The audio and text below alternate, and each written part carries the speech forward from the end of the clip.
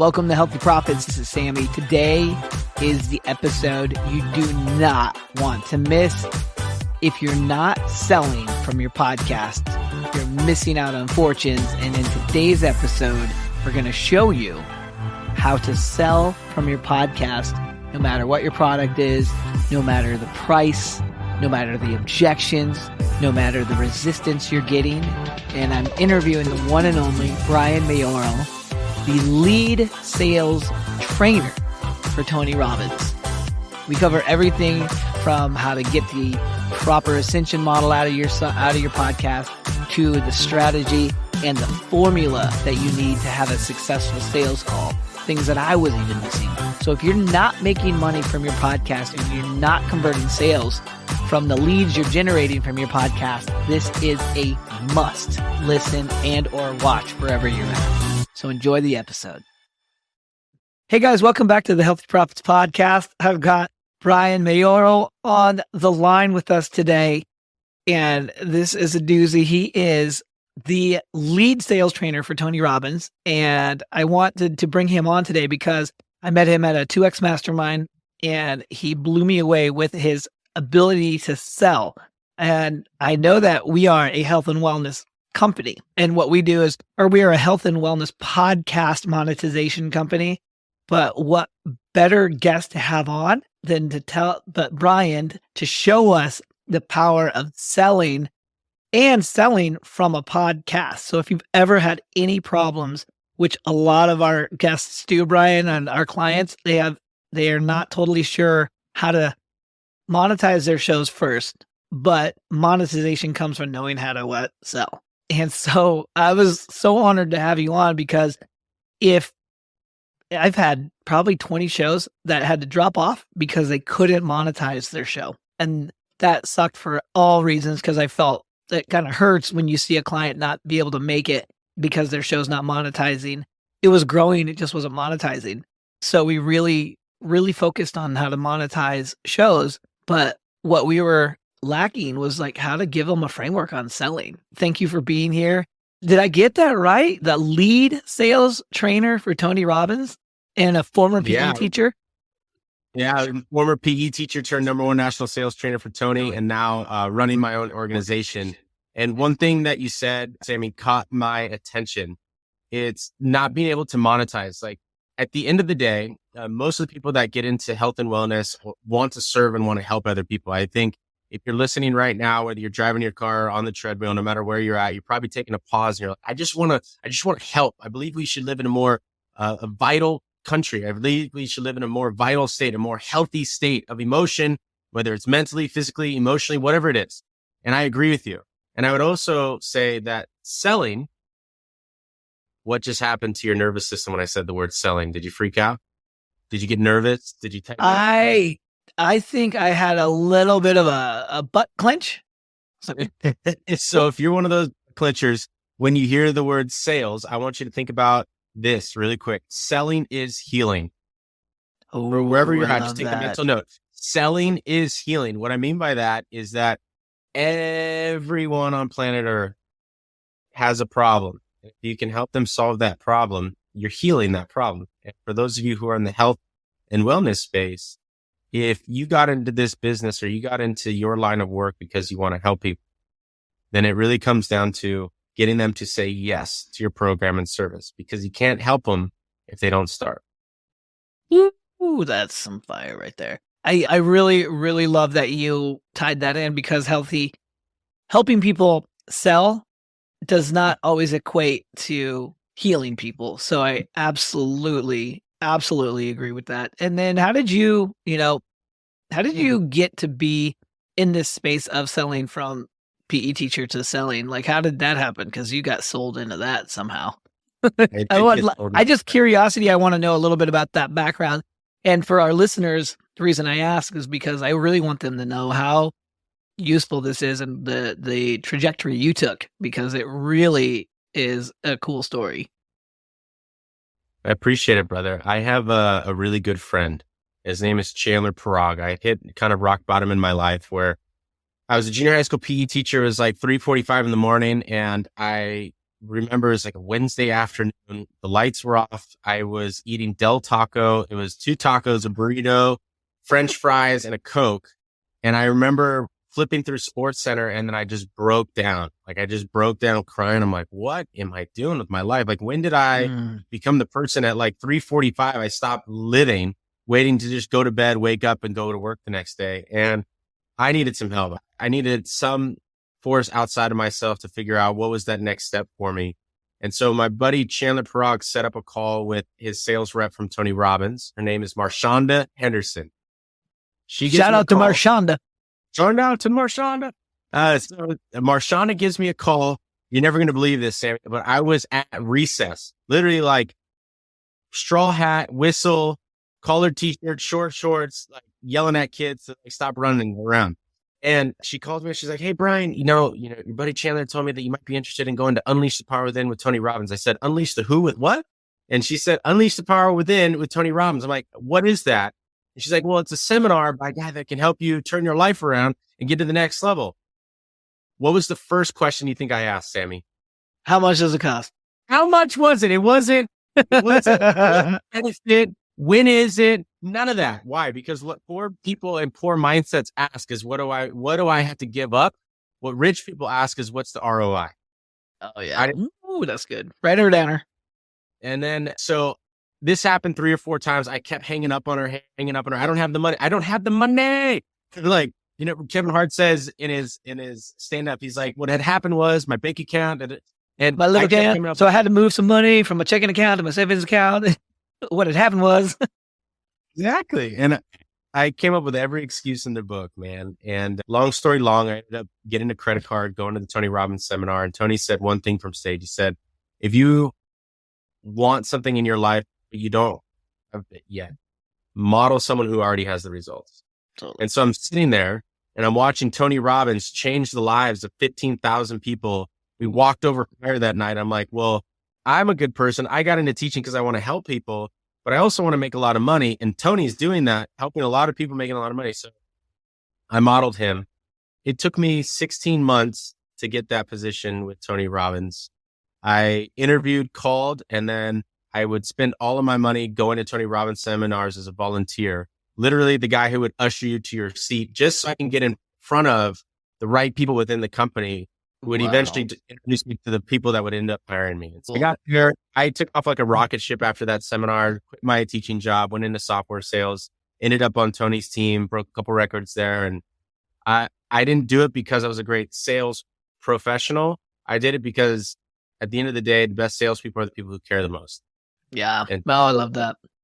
I found it a lot. Yeah. That'd be awesome. I think I actually got a credit card for my first Tony Robbins thing, but that was like way before your time. You were probably like 2. That was 1995.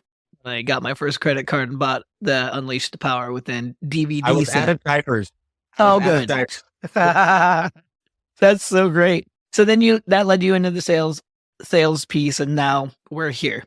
There's so much we could dive into deeper with that, but I just want to give our crew some really cool, juicy nuggets, man. Thank you so much for letting us know your story. I love that. There's that moment, the rock bottom moment where you just take inventory of your life and you're like, dude, I'm eating Del Taco at 4 a.m. What's happening? What is happening? So awesome. Fast forward. I meet you at the 2X conference here, that mastermind that we just met at. Heard you speak to some of the things that you're trying to create in your space, right? And I was like, wow, this kid is sharp. I'm transfixed. You got on a call with me and you showed me some really smart tactics on how to do my sales calls with the Healthy Profits podcast in our mastermind, right? And even on enrolling people into our service, which is it's not even how to, we do it for you, but enrolling people in what we have is a $3,000 a month retainer, right? That's over 6 months. That's an $18,000 investment, which I know when done properly is the best thing you could ever do for your business, right? I fully believe that. But totally, that is a heck of an enrollment to do from a warm lead in general, right? And so what I wanted to do is backtrack, because a lot of the people that are listening to our show, they don't have an $18,000 product that they're selling, but they do have entry level $50, $100, and $500 amazing pieces of product. Plus they have incredible testimonials because many of them have a brick and mortar where they have been helping people along the health journey. So I just had a couple different questions I wanted to just tee up, ones that I've actually heard from a lot of our guests. And some of that is stuff that's relevant to what they're going through. And I just wanted to ask a couple of those for you, if that's cool. And if you don't like them, just tell me, but it's all good. One of the things that I love is seeing great stories inside of sales. When somebody is presenting their podcast and doing stuff, how we know the importance of storytelling. Is there a formula that you like to use when you embed stories? We know it's important in the sales process, but when do you use a story in the sales process? And maybe even in relative terms to us, is there can you think of a great way to use stories in selling from a podcast? 100%. First and foremost, thank you. And you've shown me, Sammy, how you can use podcasts to monetize and scale a business. And I'm a big believer in what y'all are doing as well, because at the end of the day, you can have the best product and service in the world, but if you don't have anyone to share it with or share it to, it doesn't matter. And you are helping people getting out there. And I've seen the work that you do, and it's phenomenal. Thanks, buddy. Of course. And that said, nobody likes being told what to do, or at least most people don't like being told what to do. So oh my God, no one likes to be told they're wrong. No one likes to be embarrassed. No one likes to hear that things aren't going well for them. Right. I bet you if you walk in a room right now and a room of 10 people and you tell each one of those 10 people what's going wrong in their life, you're not going to make very many friends. And so the concept of storytelling, no matter what setting that you're in, is being able to teach a lesson without being direct. It's being able to rope someone in, have them think about what you're saying in their own life. This is what's called going into a trance. So when someone tells a story, what ends up happening is the listener goes into a trance and they immediately start reflecting that story into their own life. And they start to mirror what's going on in their life with the story that's going on. So if I were to tell you right now, I had a friend who was literally looking for what's his next step in his life. And he got to a spot in his life where he was confused around 3 decisions that he needed to make. And before he made those decisions, he decided to consult with a friend. And what he realized is when he asked those questions, what he was really seeking for was approval to make the bold and courageous decision that he knew inside of his heart that he should make. What did I just do there, audience? I told you a story about someone who had to make a tough decision, but knew the answer to that decision, but asked for help because he wanted support with being courageous. So that may have made you, as the listener, think about a decision or choice that you're making in your own life where maybe you're asking for support or maybe you're waiting for the right decision to be made. But what you really know in your heart is you know what you want to do. You just need to be a little bit more courageous. And so I taught you that lesson without telling you that you need to be more courageous. I love that. Go ahead. Continue. Sorry. Yeah. So the use of that story. So what you always want to do is understand what is the person that you're listening to's problem. In other words, what we call it at 2X is ITA, or your avatar, your ideal target audience, or the person that you want to sell to. So when you're on a podcast, you're going to say, okay, who is the person that I would most likely want in my service, that I serve the best, that I know I can change their life or change their outcomes? And you ask yourself, what are the top 3 problems that they have? And then you ask yourself, what are the 3 outcomes or goals that they're looking to accomplish?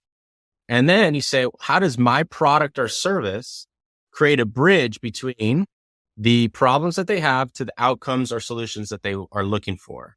And how do you do it in a unique way? And what are some of the internal roadblocks that would cause that person not to move forward with your product and service? In that storytell, you state the problem, you talk through the journey that person might be going through, and then you also talk about how that person overcame their internal dialogue or their internal belief systems and emotions into saying yes to creating a breakthrough in their life that would get them to an outcome. Does that help? Yeah, that's great. What are the 3 main things people are always trying to improve? Is it pretty consistent? In terms of their business or their life? I think overall, it's always going to be their life at the heart of it. There's only finances. Those are the three, right? The three main. Those are the main three.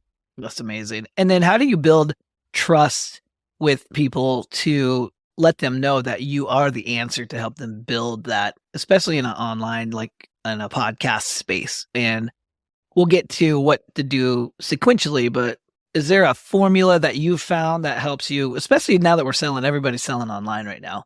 Is there a kind of a formula that you use when you train? It's like, here's how you get to the meat of those questions. Here's how you get to them answering. Like, for example, yesterday I was on a great sales call. I got on there and I go, hey, what is stopping you from getting your message out?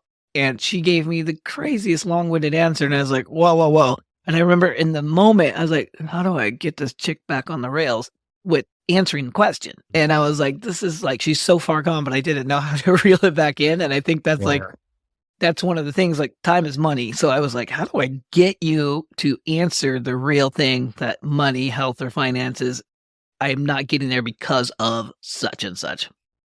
1,000%. One-to-many sales would be a situation like what we're in, where we're talking over a podcast, talking to many people. Mm-hmm. And so when you're speaking one-to-many, you don't have the luxury of objection handling. Sure. Versus when you're in a one-to-one sales setting, you have conversation and you have the ability to hear those objections. And so in one-on-one conversations, I'll give it to you really simple. I'll give you like the best A+ version that I can give you in 30 seconds, because my courses are like 8 weeks long on this exact topic. What I can say is, first and foremost, you always, at the beginning of every conversation, you want to build rapport, manufacture rapport. So you don't want to fake it. Like, how's the weather? How are you? Oh my God, I'm so excited. Do not do that. Okay. If you know a person, here's the line that you always want to start with when you get on a call. I teach this to my students and it changes the game. Rather than saying, I'm so excited that you're on a call with me today, or thank you for joining, you're not thanking them for anything. Here's the line that you want to say. I'm glad you decided to book this call with me. I'm going to repeat that again. I'm glad that you decided to book this call with me today. It sets the tone that they made the decision to jump on the call, but also you're saying it with the type of energy that's neutral. You're not trying to be overpowering, but you're also not trying to be dismissive, right? There are 3 different sales postures that anyone can be in at any different time. There's superior, neutral, and inferior. In a sales cycle, you want to try and be in that neutral posture as much as possible. So when someone joins a call, you don't want to be too high. You don't want to be too low. You're saying, I'm glad that you decided to book a call with me today. Then you take them to what I call Happy Town. What are the goals and outcomes that they're looking for? I use Happy Town whenever I'm in situations like this because it's simple and easy to grasp. You have them visualize in their mind what it is that they want, why they want it, and why it's important to them. Why do we do that? Because the brain, if it can imagine that it's real. There was a study done where they asked 2 groups of people to shoot free throws from a free throw line. They asked group A to visualize shooting free throws for a month, and group B to practice actually shooting free throws for a month. Then they brought both group A and group B back at the end of that month to test to see how far they've come along. Do you know that the group that did visualization was off just by 1 percentage point versus the group who actually practiced free throws that entire month? So what does that tell us? The brain, it can imagine it happening. It's like it's real practice. So you want to get them at the beginning of that call, the first half of that call, to imagine their outcomes. I have a business that's doing X, Y, or Z in results. I have a body that's doing X, Y, and Z. I have health and I feel X, Y, and Z way. Okay. Then you turn that conversation back into, then we take them to Sad Town. We take them to the reality that they're not there yet. Hey, I'm overweight by 50 pounds and I really want to lose these pounds because I'm getting married, or whatever it is. You take them to the pain that might be preventing them from getting to those outcomes. Lastly, in the conversation, you create the bridge between where they want to go and where they're at, and realizing that the fastest path to get there is by going through your product or service. That's how you do it in a one-on-one conversation. In one-to-many like this, you can do the same thing, but now you're going to have to use storytell and you're going to have to debunk objections in a crowd setting. Damn, that was so good. Okay. I just thought of like the last 20 sales calls I did and how many times I came in real hot, real hot. So I love I love that man, if you guys are listening to this, if you can remember that frame, you let them realize they decided. That was huge. I love that. And so that kind of even leads into like overcoming the objections, right? How do you typically overcome objections when people have those? Like a lot of times people are like, man, Sammy, I have to talk to my business partner. I need to talk to my wife or things like that, right? And I've known this coming into some of the sales calls. So when one of our podcast clients is going to sell their coaching service, they know it's kind of a higher ticket item. How do they go about prepping for the objections? I guess that's one of the things that I've heard a lot. Like, how do we get over objections on price for our services? Yeah, I think where most of our sales students, when we train them, fall short when it comes to objection handling is they try and handle every objection as if it's new and different. When it really comes down to it, there are only 3 objections that people have. Some of you are about to yell through your earbuds right now. There are only 3 objections that people have. Number one, it is value or product fit. Okay. The reason people are saying yes is because you don't solve a specific problem for them. So that's the first thing. You have to give them the perception that the problem you are solving is 10 times greater than what you're asking in return.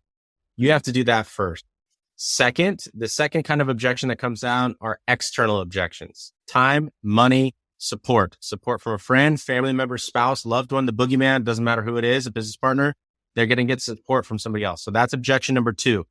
Don't try and differentiate them as if they're all different. They're not. There's value and product fit, which is one. The second one is external reasons, time, money, support from somebody else. The third reason and the most important reason why people say no are internal reasons. I was on a podcast 5 years ago, Sammy, and that person didn't make any money. So therefore your program's not going to make me any money. You're like, what? That was 5 years ago. You're a different person today. And that had nothing to do with me or my service, but in their mind, they've connected the two. And so it's the internal beliefs, the internal dialogue. I've tried this in the past. It won't work for me, especially for those of you who have weight loss programs. Oh, I tried Jenny Craig 10 years ago, and now I'm trying Whole30, and your program is different. And so they're all the same. And they make that up in their mind as to why they can't move forward. So you have to understand, and you have to chunk them down into which objection is it really? Do they see the value? If they see the value, then you go down to objection number 2, which is what are the external reasons that they have as to why they can't move forward? And the third is down to their internal reason. And then in our company, we have a 5-step objection handling framework. I'll give it to you right now. This right here, I shared with the number 1 fastest growing company on Inc. 5000. It helped them grow by over 2 million in revenue in their first quarter of using it. Step number 1 is align with the prospect. You never, ever want to combat the prospect. You always want to align with them. So Sammy, if someone says, hey, this is a little bit too pricey with me, you're not going to say, what do you mean it's too pricey? You're going to say, I can totally appreciate how this price would be something. What do you mean? What do you mean? I can totally appreciate that you like making smart financial decisions, right? So you align with them. Doesn't mean you agree with them, but you align with them.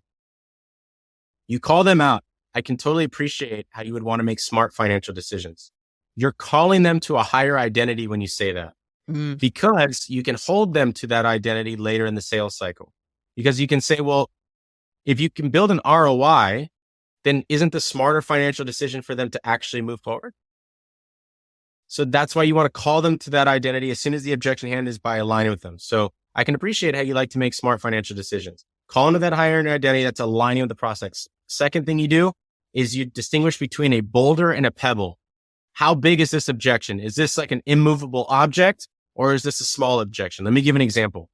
Sammy, really quick. If I told you right now to run outside and lift up a car off the ground, could you do it? No.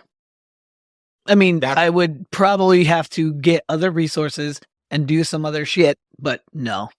There you go. So that's the exact thing. So everyone who's listening, you hear this. The brain, the first thing that it wants to look for is how it can't do something. But I didn't give Sammy any rules of how he could lift that car. And if he gave himself just a little bit of time and freedom and grace, which he did, he said, I'd have to go get other resources like a crane or a tow truck or a car jack, but eventually I could do it. And so when you are in the sales cycle, you have to determine, is this a boulder or a pebble? The bigger the boulder, the more that you have to take them through the sales cycle again. So you go right back into the happy town, sad town. Mm-hmm. If it's a pebble, you continue to move forward through the objection.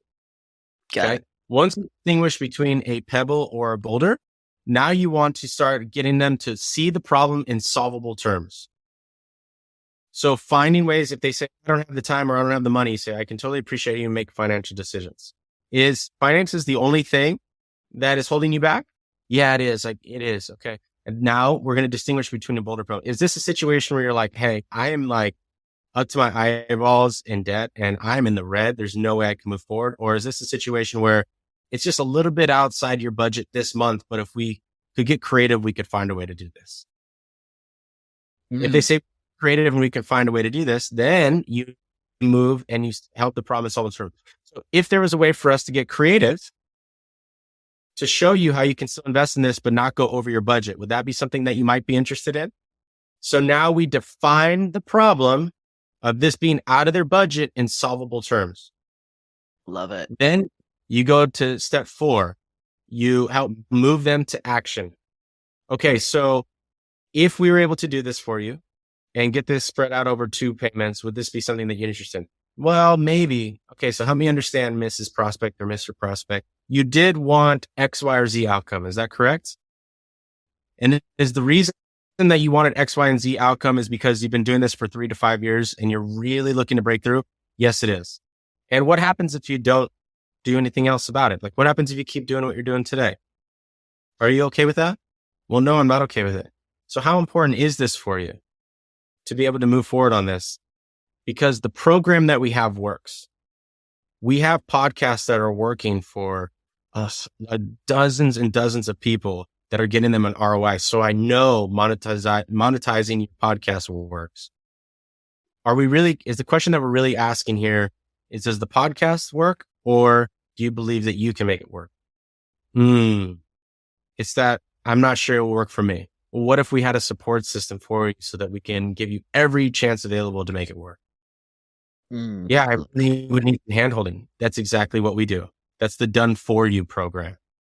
That way you don't have to take it on heavy lifting onto your shoulders. Now, the first step that I need from you, because I don't want people in this program. Now you push it away a little bit. I don't want people in this program who aren't committed. We're really only looking for people who are going to step up. So if you're the kind of person who is going to spend the money and not actually do it, I'm not sure if you're the right person for us, but you don't peg me as that kind of person because you make smart financial decisions and you wouldn't have joined up to this call if you didn't want to break through.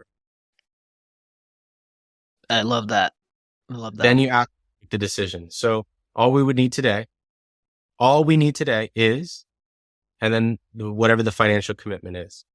I love that. I think one thing to note too, if you're listening to this, guys, or if you're just watching this, there is a sincereness to how you are really supporting people to understand what they need to do to have a better life, what they need to do to make a better decision for their company and or the family, right? That seems so sincere. I was literally thinking of how many of the conversations I've had thus far were very me thinking of an objection. Oh man, how am I going to get over this? And I took my eye off of the service of what they need, right? Because we have, and I believe this absolutely, and I've seen it, right? We do have the solution to what people's problems are, but I need to know where we need to emphasize our solutions. And I think that happens a lot with people. So if you're thinking about this, oh yeah, I do have a great solution. I'm thinking of this great podcast that my friend started. It's a parenting podcast. And she's like, I just can't pay people to purchase the stuff. And she's having a hard time figuring out why are people not purchasing this stuff to help their kids? And I'm like, oh man, I just thought of her, Christina. When you watch this replay, I'm thinking of you with the conscious parenting. And it really is, okay, what's the biggest issue you guys are having right now? Do you want to continue this path?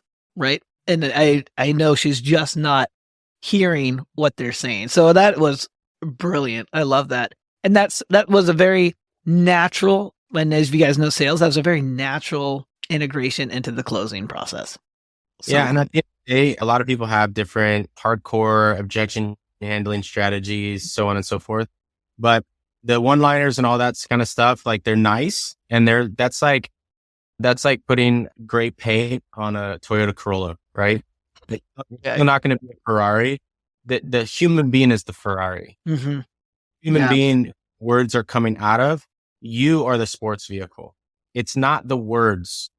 It's the way that you're saying the words and the sincerity behind those words. Totally. So where most people get it wrong, and in today's world, right, in our marketing centric world, you're going to hear a lot of people say, well, I'm going to teach you hardcore closing or hardcore objection handling. You're going to be best objection handling. What they're doing is they're marketing to you because they're trying to give you an easy fix. But what you really need is the human being that's solving it. You need to believe in what you're actually selling. Totally. And at the end of the day, the only way to believe it is to actually sincerely care. The questions that you ask are important. The sequence in which you ask those questions are important. The one-liners are just paint. Yeah. And so if I can give that sequence to you again, it's align, distinguish between a pebble or boulder, shift their focus back down to what's possible, define the problem in solvable terms, and then move them to action. I love that. Thank you for that. That's so good, guys. That's the writer downer. That is the writer downer. Another one. The writer downer. How about when it comes to taking people sequentially out of, let's say, social media, off of a TikTok, off of an Instagram, out of a podcast? Is there something that you would suggest that we do? Like, I know that you probably suggest send them the proposal right away and make sure they make a decision without you there, right? That's exactly what you would say. When trying to get someone to take action from a podcast is the question? Yeah. Mm-hmm. Yeah. You always want to start with the hook. The brain tends to focus on what's not going right or what's going wrong.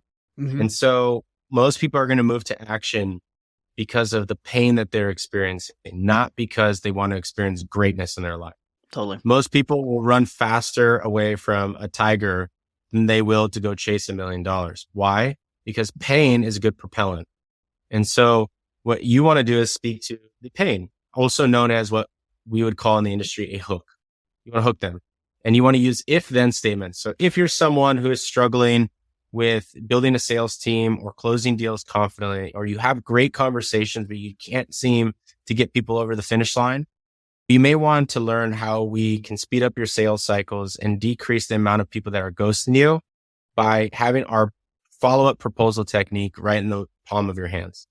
We actually have that giveaway and then you state where it's at and have them go take action. I literally was like, hey, do you actually have that, Brian? Because I'm running into that shit. Where do I get? If statements. So this is where it comes down. Like at the beginning of this call, we talked about your avatar, your ideal target audience. What problems do they have, right? Yeah. You're going to say something like this. If you're someone who has problem A, B, or C, right, and that has caused you blank frustration, any type of emotion that's not good. So frustration, anger, or doubt, or fear, or whatever it is. If that's caused you X, Y, or Z, then you're probably going to want to solve that because you want to get to these results, and these results. Yeah. The great news is we made it super simple for you with this one resource. So good. So good. And again, I'm like, hey, what's the resource, Brian? Yeah. It is, I can sense the triggers that are going off in my head to find a solution as fast as possible to get to what I need. Even though you're not selling me anything, you're just like, listen, here's what you need to do. If you have this, then you need to actually get this because this will solve what you have the issue with. You almost don't even have to put anything in there. You're emotionally hitting these triggers, which in a great thing is helping me figure out what is it that I need a solution for, which is so weird. Yeah. I never even think of that. This is so good. Brian, okay, so this is about the point where we have the best retention for shows. People usually have about 35 minutes that they listen to our shows. We're coming up on that right now. I want people to know all about where you're at, what they can do to connect with you. I'm also going to have this obviously in our show notes and things, but what is the best thing that you want to have our listeners do and go to so they can get, because you have a bunch of great free resources. You've got some amazing trainings. I'm already excited to train my entire sales staff that we're going to be building and currently working on building here soon, especially with systems. What is the one thing that has made you guys such a specific and such a sought after sales training company? The fact that we don't train to have closers, we train sales professionals. Most companies out there are fly-by-night training companies who are looking to market to you to get a quick win. What we do is we build long-term partnership and relationships. 90% of our clients have referred us or given us a testimony or a case study. And we believe that growing in a way where we only grow if we're getting deliverables and results for people is the key. So our mission at SellUp is we empower people to make life-changing decisions. And we essentially help people make those decisions every single day by getting them results. So if you want an integrity-based sales model that will help you win more business, but also keep clients for longer term, long lifetime value, we're the kind of company you'd want to work for. So what differentiates us, what makes us special is our ability to train on integrity-based sales. Love that. So good too. I mean, I would get targeted for sales stuff all the time and I'm like, oh, they're just marketing to me. But that is so great. Thank you so much. The link to all of Brian's resources and his company are going to be in our show notes, obviously. But thank you so much for the value-packed episode. Guys, I know we have so many health and wellness entrepreneurs listening to this show right now. If you are looking how to take a certified lead from your show and find out how you can truly solve the issues that are going on with their world in a beautiful, and then take a listen to this podcast one more time because there was so many writer downers in this one. I've been taking notes as we've been talking. I'm like, 23 minutes was good. 19 minutes is another sticky part. This is good. So thank you again so much, Brian. We can't wait to have you back. I'm excited to start some of the sales training with you, with our team, and myself as well. And I'll be honest, Brian, I have over 25 years of sales, and hearing this back again, I know sales doesn't change over time. There's an exchange of emotion, but the way that you've packaged it has really, really up-leveled my ability to feel like I can serve people. So thank you so much for being here on the Healthy Profits podcast. Anything you want to leave them with? You good? Yeah, I'd love to leave them with something. So what we can do is they can go to our website, and if they jump on a call with our team, we'll give them a free sales audit, plus give them a free sales audit. And then we'll also create a script on how to ask for the business in a one-to-many audience. Oh, that's so good. I'll talk to you real soon, and you guys keep podcasting. It's so great to be here with you with our amazing guest, and talk to you guys soon. See you soon. Now that was a great episode. Thanks for joining us and tuning in to the Healthy Profits podcast. Sammy and I are here to help you turn your health podcast into a treasure trove of opportunity for your listeners and your business. So join us twice a week as we unleash our favorite tips and strategies that have helped our clients at Evolve Podcasting turn their show into a thriving part of their business. And make sure you subscribe and listen in as each episode builds upon each other. And I know that you're a generous leader, so make sure you share this podcast with your fellow wellness entrepreneurs so we can all grow together. Until next time, stay healthy and keep thriving. Bye. Bye.